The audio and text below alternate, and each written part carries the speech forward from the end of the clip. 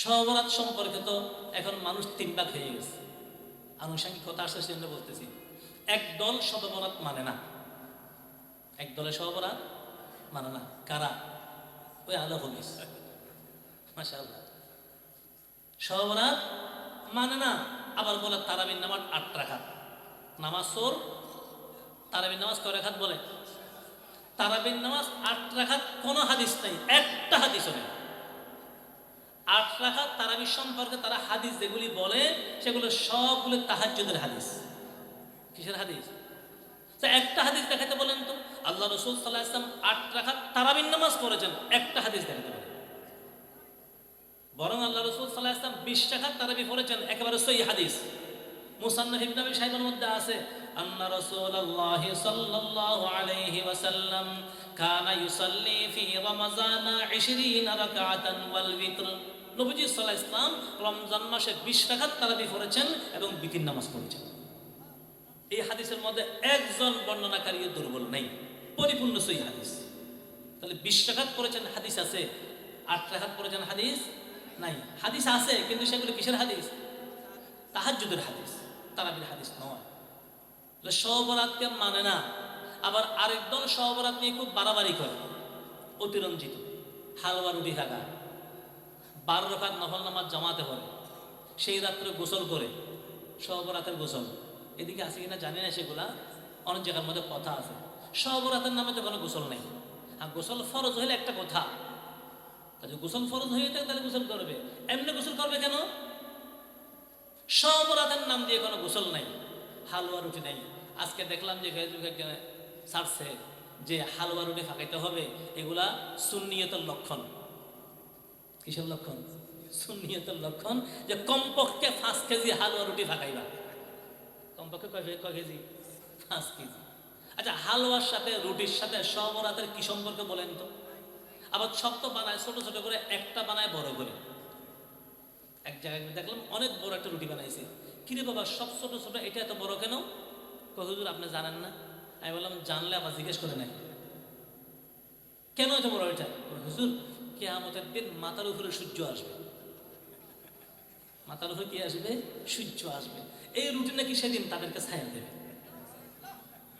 কিছুক্ষণ পরে হালুয়া দিয়া গোশত দিয়ে খাইয়া শেষ করে ফেলবে। এর কিছুক্ষণ পর অন্য রাস্তা দিয়ে সাপ্লাই করে দেবে। এটা নাকি হাসার মাথা ছায়া দেওয়ার জন্য থাকবে। এর মতো গাঁজাখুরি কথা আর কিছু আছে? হায় হায়, সহবরাতের কাজ কি? ইবাদত। কাজ কি? একজন বলতেছে হুজুর সহবরাত হাদিসে নাই। আমি বললাম সহবরাত হাদিসে নাই, কথা ঠিক আছে, নামাজ তো হাদিসে নাই। হাদিসে নামাজ আছে? হাদিসে রোজা আছে? নাই। নামাজ রোজা একটাও হাদিসে নাই। হাদিসে আছে সালাত, হাদিসে আছে সওম। সালাত হাদিসে আছে, নামাজ আছে? নাই। কেন? নামাজটা ফারসি, হাদিসে আরবি। রোজা ফারসি শব্দ, তা হাদিসে রোজা শব্দ কোত্থেকে আসবে? তো ধরুন সহবরাত ফারসি শব্দ, এটা হাদিসে কোত্থেকে থাকবে? তো ফারসি। হাদিসের শব্দ কি আছে? লাইলাতুন নিসফি মিন শাবান, শাবানের মধ্য রজনী, শাবানের মধ্য রজনী, সেটাকে ফারসিতে বলা হয় সহবরাত। বাংলার মধ্যে সবাই সহবরাত বলে, বন্টনের রাত। আল্লাহ আমাদের বুঝার তৌফিক দান করুন। তাহলে এই রাত্র ইবাদতের মধ্যে কাটাবো। কিসের মধ্যে কাটাবো? ইবাদতের মধ্যে। অন্য কোনো শয়তানি যেন আমাদের ঘরে না আসে, খুব খেয়াল রাখবো। অনেক জায়গায় দেখা যায় প্লেট ফাল্টাই ফেলে, প্লেট পুরা বছর যে সমস্ত প্লেট খানা খাইছে ওই রাত্রে প্লেট সব ফাল্টাই ফেলে। আগামী বছর যেন নতুন প্লেট নেই।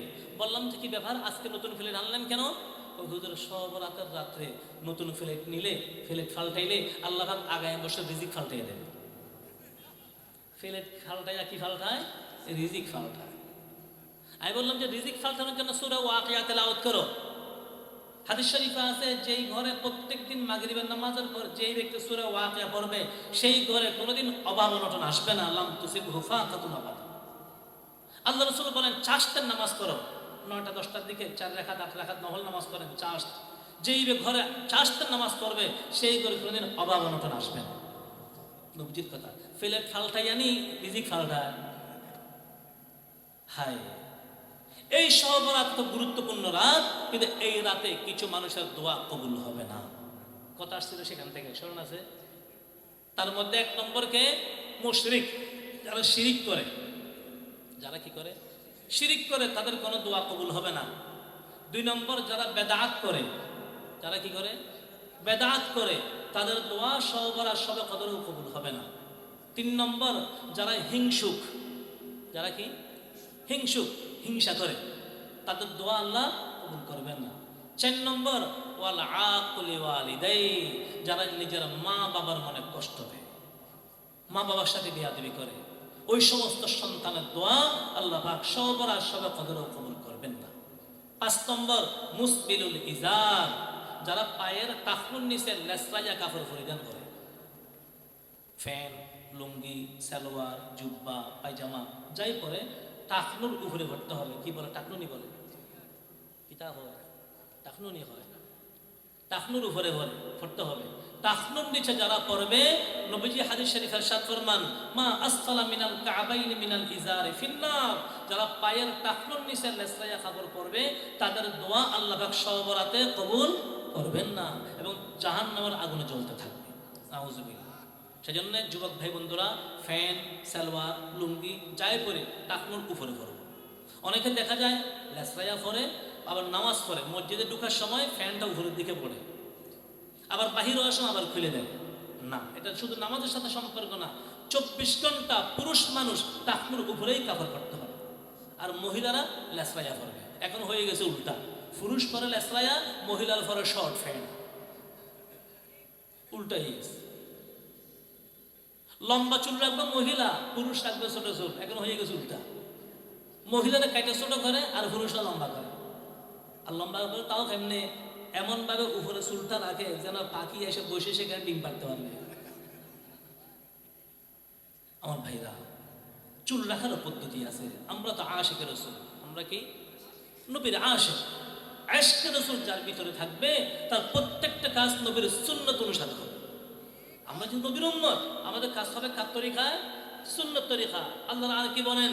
সুন্নত হো মেরে পেশ নজর কলব মে আল্লাহ, सुन्नत हो मेरे पेश नजर कल्ब में अल्लाह, रोजा मेरी आंखों में हो काबा मेरे दिल में, रोजा मेरी आंखों में हो काबा मेरे दिल में। আমার সামনে থাকবে নবীর সুন্নাত, আমার অন্তরে থাকবে আল্লাহ। অন্তরে কে থাকবে? আল্লাহ। তো বলতেছিলাম, পায়ের টাকনুর নিচে লেসরাইয়া কাপড় পরব না। ফ্যান পরা নিষেধ না, ফ্যান পরতে পারবেন। তবে ফ্যান পরতে গিয়া কয়েকটা জিনিস লক্ষ্য রাখতে হবে। 1 নম্বর, ফ্যানটা টাকনুর উপরে হইতে হবে। 2, নাভির উপরে হইতে হবে। অনেকে পরে ওখানে নিয়ে এখন গোড়ায়, এখানে নিয়ে ফ্যান পরে উপরে একটা গেঞ্জি গায়ে দেয়। গেঞ্জি আর ফ্যানের সমান সমান। আবার অনেক সময় নামাজ পড়তে যায়, তো নামাজ পড়তে যখন যায়, যখন রুকুতে যায়, ফ্যানটা নামে নিচের দিকে, গেঞ্জি উঠে উপরের দিকে। বুঝেন নেই? তো পিছনে যে অংশটা দেখা গেল, এটা সতর না? সতর। এর নামাজ অবস্থায় সতর দেখা গিয়েছে, তার নামাজ ভেঙে গেছে, এবং যাদের নজর পড়ছে তাদের কবিরা গুনাহ হয়েছে। সেজন্য ফ্যান সবসময় নাভির উপরে পড়ো। 3 নম্বর, ফ্যান হইতে হবে ঢিলা ডালা। কি হইতে হবে? ঢিলা ডালা, টাইট ফিট নয়। এখন অনেক যুবক ভাই বন্ধুদের দেখা যায় এমন টাইট ফ্যান পরে, স্কিন টাইট জিন্সের ফ্যান দিলে পরে, এখানে ঢুকলো কেমনি? এটা কি পরে সিলাইছে না সিলাইয়া পড়ছে বোঝা যায় না। আর এরকম ফ্যান যদি পরা হয়, পতাকাটা প্রস্তাব ধরলে বসার কোনো সুযোগ নাই, কুত্তার মতো দাঁড়ায় দাঁড়ায় প্রস্তাব করতে হবে। আমার ভাইরা, বুঝার জন্য বলতেছে, রাগ করবেন না। যদি দাঁড়ায় দাঁড়ায় প্রস্তাব করা বদলতামি হয়, তাহলে কুকুরগুলি তো সবচেয়ে বড় বদল। কুকুর কি প্রস্তাব করে সব বসে না, দাঁড়ায় দাঁড়ায় করে? বরং কুকুর আর কত ভদ্র, গায়ে ঘাসাব বাজায় না, ফাওটা দূরে সরাই দেয়। কুকুর প্রস্তাব পাও কি বুঝেন নাই? পাও সরাই ফেলে, গায়ে ঘাসাব বাজায় না। কিন্তু কিছু আল্লাহর বান্দারা আছে, যেখানে প্রস্তাব ধরে ফ্যানের চেইনটা খুলে ছেড়ে দেয়, আবার লাইজারের ভিতর ঢুকাই ফেলে। এখন তার বাকি ফেসাবগুলি গেল কোথায়? লক্ষ্য রাখা দরকার। ও যুবক ভাই বন্ধুরা, 4 নম্বর, ফ্যানে লক্ষ্য রাখবেন, ফ্যানটা যেন হাঁটুর উপরে না আসে। Half pant, half pant. এখন নতুন কালচার শুরু হচ্ছে, অনেক যুবকদেরকে দেখা যায় মাঝে মাঝে যে হাফ প্যান্ট পরে। মুসলমানের সন্তান কেমনে হাফ প্যান্ট পরে? লজ্জা আসা উচিত। যুবক বলেন তো, আমি এই হাফ প্যান্টটা পরে শ্বশুরের সামনে কেউ যেতে পারবে?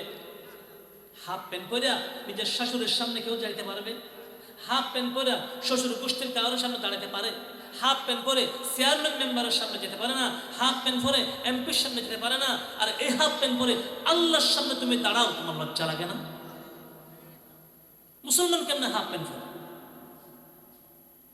খেলবেন, অসুবিধা নাই, খেলা নিষেধ না, কিন্তু খেলতে গিয়ে কোনো সময় খেলতে গিয়ে তিনটা জিনিস লক্ষ্য রাখবেন।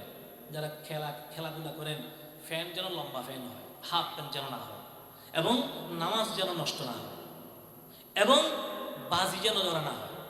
বাজি ধরা বুঝেননি? হারজিত বাজি ধরে না, যে আমরা ফাঁস করলে আমাদেরকে 1000 টাকা দিবা, তোমরা ফাঁস করলে 1000 টাকা দিবে। এই যে বাজি ধরে, এটা হারাম, এটা জুয়া খেলা। এগুলো থেকে নিজে বাঁচিয়ে রাখতে হবে। যুবক ভাইদের জীবন যৌবন সবগুলো গুরুত্বপূর্ণ। এই জন্যে মোবাইলটা যেন চরিত্র ধ্বংসের কারণ না হয়। মোবাইলকে হেফাজত করবো। মোবাইলে ক্যাসিনো খেলা, ফ্রি ফায়ার, এই জাতীয় মাছ যেগুলো আমার জীবনকে ধ্বংস করে দেবে। একটু চিন্তা করতে হবে বসে, আপনার যৌবনটা আপনার নয়, আপনার যৌবন আপনার নয়। আপনার আমাদের মধ্যে কত যুবক দুনিয়া থেকে চলে গিয়েছে, কত যুবক আজকে রাস্তাহারা পথহারা হয়ে গিয়েছে। আল্লাহ আমাদেরকে মুসলমান করে জন্ম দিয়েছে, কিভাবে শুকরিয়া আদায় করবো? এই জন্যে নেশা কোনো সময় করবো না, জুয়া খেলবো না, খারাপ কাজের দিকে ধাবিত হব না। যখন খারাপ কাজ মনে আসে তখন চিন্তা করবো, কিরে আমি আজকে রাত্রে যদি ঘুমাই, কালকে সকালে আমাকে ঘুম থেকে উঠাবে কে? কে উঠাবে? আর যদি এই রাত্রি আমার মৃত্যু চলে আসে, আমার আমল নামায় এই পরিমাণ সম্পদ আছে কিনা যে আমি আল্লাহর সামনে গেলে মুক্তি পাবো? যদি থাকে আলহামদুলিল্লাহ। 5 ওয়াক্ত নামাজ ওয়াক্ত মতো পড়ো। 5 ওয়াক্ত নামাজ, মুসলমানের সন্তান নামাজ ছাড়তে পারে না। হাদিস শরীফ আল্লাহ রাসূল বলেন, লা সাহমা ফিল ইসলামি লিমান লা সালাত লা, যে নামাজ করে না তার সাথে ইসলামের কোনো সম্পর্ক নেই। নাম হয়তো মুসলমান হবে, যুবক রে, শুয়োর শুয়োর শুয়োর শুয়োর চিনেননি? সবচেয়ে আগে ঘুম থেকে উঠে কে? শুয়োর।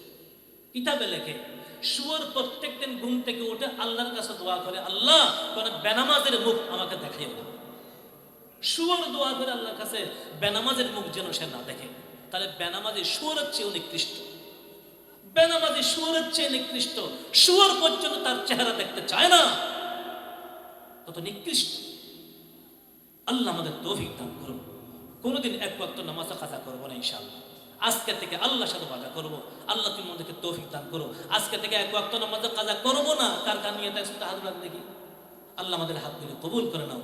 আল্লাহ আমাদেরকে তুমি তৌফিক দান করো। আল্লাহ তুমি কবুল না করলে আমরা যাবো কোন দিকে? কে আমাদেরকে বাঁচাবে? আল্লাহ পাক এই মাদ্রাসা কিয়ামত পর্যন্ত যেন কবুল করে নেন। আল্লাহ আমাদের প্রত্যেকের হায়াতের মধ্যে বরকত দান করেন। সন্তানদেরকে ইসলাম শিখাবো, সন্তানদেরকে ইসলাম শিখাবো। একটা কথা স্মরণ রাখবেন, সন্তানদেরকে যদি ইসলাম না শিখা যায়, বেশি আগে বাড়াই, দেখা যাবে হয়তো এই সন্তানেই একদিন আপনাকে বৃদ্ধাশ্রমে পাঠাবে। কোথায় পাঠাবে? বৃদ্ধাশ্রমে পাঠাবে। আজকে যারা বৃদ্ধাশ্রমে আছেন সেখানে কোনো আলেমের মা বাবা নাই, তবলিগওয়ালার মা বাবা নাই, ধার্মিক মানুষের মা বাবা নাই, অশিক্ষিত মানুষের মা বাবাও নাই। যারা বেশি শিক্ষিত হয়ে যাচ্ছে, ধর্মশিক্ষা বাদ দিয়ে, তারাই নিজের মা বাবাকে বৃদ্ধাশ্রমে পাঠাচ্ছে। চিন্তা করে দেখেন। সেজন্যে সন্তানদেরকে আগে ইসলাম শিখান। ডাক্তার মাস্টার ব্যারিস্টার বানান, আপত্তি নেই, কিন্তু আগে ইসলাম শিখান। ইসলাম শিখান, তারপর ডাক্তার মাস্টার বানান। আল্লাহ পাক আমাদেরকে তৌফিক দান করুন। ওয়া আখিরু দাওয়ানা আলহামদুলিল্লাহি রাব্বিল আলামিন।